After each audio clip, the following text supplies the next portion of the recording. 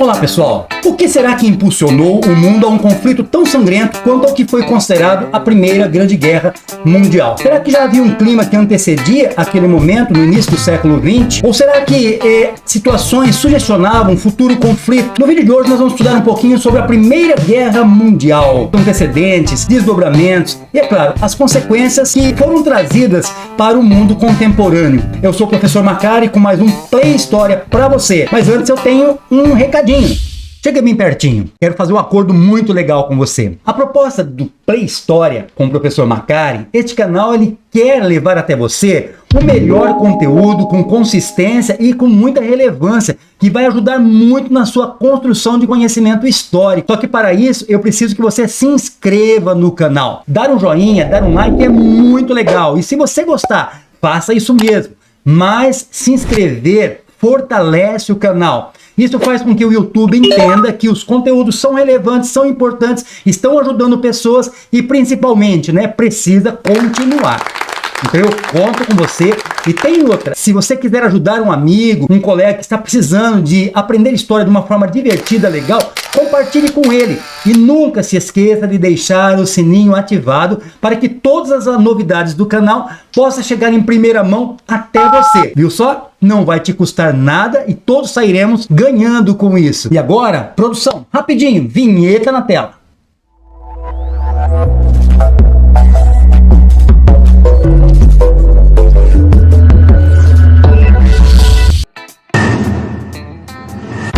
É importante e necessário, neste momento, recuarmos um pouquinho os fatos históricos para nós entendermos o que realmente impulsionou o mundo à Primeira Guerra Mundial. Temos que ter em mente que o pano de fundo naquele momento era a segunda fase da Revolução Industrial. A extração de petróleo, a energia elétrica, tudo aquilo lá, as grandes invenções, fez com que a indústria crescesse muito na Europa. No entanto, ao mesmo tempo, houve uma divisão e uma concorrência entre os países europeus que não se limitaram apenas à Europa, também se estenderam para os Estados Unidos e o Japão. E agora, meus queridinhos, presta atenção. No final do século XIX, a Europa estava vivendo um período de grande prosperidade. Tinha ali um desenvolvimento tecnológico fantástico, cultural, científico, tudo trazendo assim um sentimento fortemente nacionalista. E tinha a questão de todos quererem se destacar diante da Revolução Industrial, que seguia a um ritmo acelerado. No entanto, por trás daquele cenário fantástico, também estavam acontecendo coisas nos bastidores que chamavam a atenção, como por exemplo, a que foi considerada a famosa paz armada. Os países, de certa forma, estavam investindo pesado na fabricação de armas, tecnologias de guerra. Por que este investimento? Lembrando que neste momento existia sim uma forte concorrência em vários aspectos na questão da Revolução Industrial que gerava conflitos. Mas será que isso sugestionava um futuro conflito mundial? Vários conflitos que aconteciam entre as nações europeias minava de certa forma ali uma possibilidade de um bom relacionamento entre elas. Tendo em vista, nós temos que lembrar aqui da unificação alemã e italiana. Na unificação alemã, por exemplo, nós temos o caso da Guerra Franco-Prussiana, a partir dali de 1870, aonde para unificar toda aquela região germânica era preciso então tirar alguns estrangeiros de lá. E é claro, os franceses estavam lá. E não só foram derrotados os franceses, como foram tirados deles importantes territórios que eles tinham lá, como Alsácia e Lorena. Isso, queira ou não, gerou uma certa limosidade entre as nações França e Alemanha. Não podemos esquecer que a França derrotada, ela foi submetida a coroar Guilherme I lá na Sala dos Espelhos, no Palácio de Versalhes. Como pode, o próprio derrotado ceder um espaço dentro dos seus territórios, o território francês, para coroar o vencedor de guerra, o seu algoz? É claro que era um absurdo. E isso aí provocava mais ainda uma situação de revanche entre França e Alemanha. E não para por aí. A Alemanha queria expandir os seus territórios coloniais. Então ela começa uma construção de uma estrada de ferro que ligava Berlim, capital da Alemanha, a Bagdá. Isso aí fazia com que ela tivesse acesso ao mar Mediterrâneo, o que para o Império Russo era uma certa ameaça e vista também com certa atenção pelos demais países, como, por exemplo, a Inglaterra, grande concorrente. Temos que lembrar que a Alemanha e a Itália, principalmente a Alemanha, se sentiu muito injustiçada na partilha dos territórios neocoloniais, no período da neocolonização da África, da Ásia, todos em busca de matéria-prima, mão de obra e consumidores, tiveram essa subdivisão, que eu terei aí um vídeo que vai falar um pouco mais sobre o neocolonialismo. E nisso aí ela se sentiu muito prejudicada. Mesmo assim, ela já estava se despontando como a segunda grande potência industrial, chamando a atenção dos demais países, como já disse, a própria Inglaterra.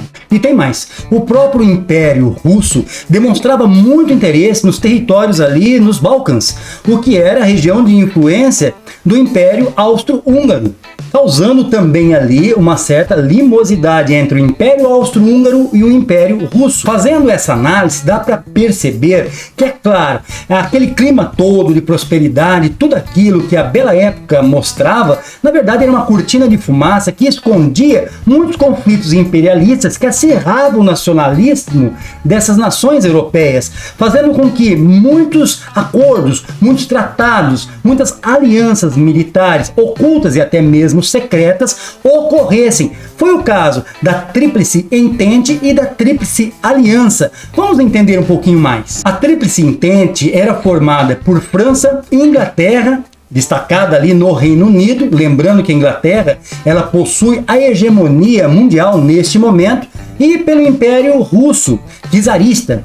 Agora temos que lembrar que o grande interesse da Tríplice Entente era manter a sua hegemonia mundial. Por sua vez, a Tríplice Aliança era formada por Alemanha, que nós já vimos ali todos os pequenos conflitos, as limosidades que ela tinha com várias nações.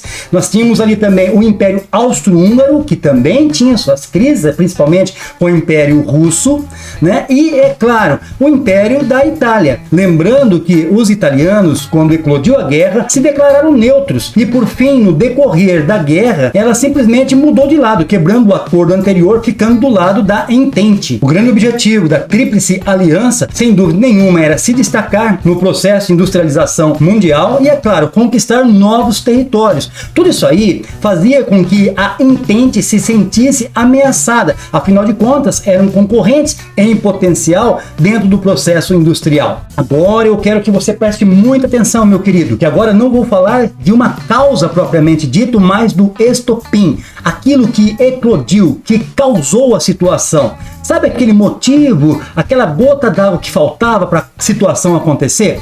Pois é, a visita do herdeiro do trono austríaco a Sarajevo, capital da Bósnia, ela foi precedida. Aqueles territórios eles tinham uma forte influência austro-húngaro, mas eles foram surpreendidos com um ataque de nível terrorista por grupos sérvios ali, e um atirador da Sérvia matou não só ele, mas também a sua esposa. A morte do arquiduque Francisco Ferdinando fez com que o Império Austro-Húngaro declarasse guerra à Sérvia. Agora vamos lembrar de um detalhe. O Império Austro-Húngaro declarou guerra porque a Sérvia não demonstrou interesse nas investigações em solucionar a questão. Com essa declaração de guerra, o Império Austro-Húngaro está ligado à Tríplice Aliança, enquanto a Sérvia está ligado à Tríplice Entente, que neste momento apoia defender ali a Sérvia. Vale lembrar que a partir daí nós temos o início, a eclosão da Primeira Guerra Mundial. Podemos dividir o conflito que teve início em 1914 em 3 fases. A primeira fase é a chamada Guerra de Movimento.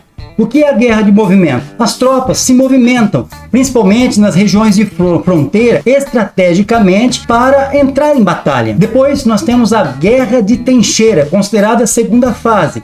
A guerra de trincheiras, ela é uma guerra muito sanguinária, levando em consideração que existia um trabalho muito grande para cavar quilômetros e quilômetros de trincheiras, e de repente toda aquela estratégia, toda aquela defesa não servia de muita coisa, visto que para avançar alguns metros, 500 metros, 1000 metros, morria-se muitas pessoas. Para se passar de uma trincheira para outra adiante, era preciso chegar do outro lado, cavar a trincheira, fazer toda aquela aquela montagem, praticamente um quartel-general ali, e para isso era preciso dar cobertura, para que os soldados passassem. Nessa cobertura que era dado, muitos e muitos soldados morriam nessa situação. E não é apenas o desgaste físico, mas o desgaste psicológico. Imagina, soldados, amigos, morriam ali, aliados, dentro das trincheiras, com uma granada, com alguma bomba, um morteiro que caía ali, e eles ficavam com seus corpos apodrecendo dias e dias ali. A questão da água, a questão da chuva, a questão de ratos, a questão de doenças,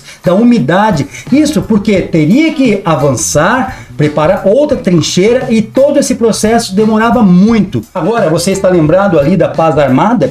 Todas aquelas armas, aquela fabricação de armas agora estão sendo usadas neste conflito. Você tem ali o uso de aviões, tanques de guerra, granadas, morteiros, você tem ali o uso de armas químicas e muitas outras tecnologias armamentísticas que foram usadas na guerra ali. Leva-se em consideração também a questão da extração de petróleo, que mantinha muito mais acirrada as questões logísticas da guerra, sem contar os avanços tecnológicos, que movimentava muito mais os campos de batalha. A guerra se estende então até anos posteriores. Em 1917, um fato inesperado acontece.